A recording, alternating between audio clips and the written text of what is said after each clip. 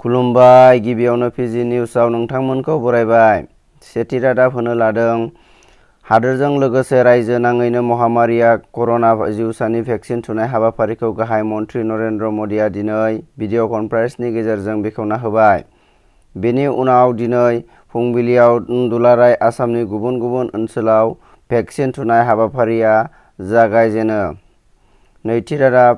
केरेला सोरखारा 2021 मायथाइनि बाजेट सेसनाव रायजोनि 8 लाख सुबुंनो साख्रि होनायजों लोगोसे गासैनोबो गंफा गंफायै लेपटप होनो थाखाय खोथा होबाय। थामथि रादाब। हाखौ लानानै दाङाबाजि नखरनै सोद्रोमाफोरा रड औवा लानानै गाग्लोबदों, माखासे जोखोम जादों। ब्रैथि रादाब।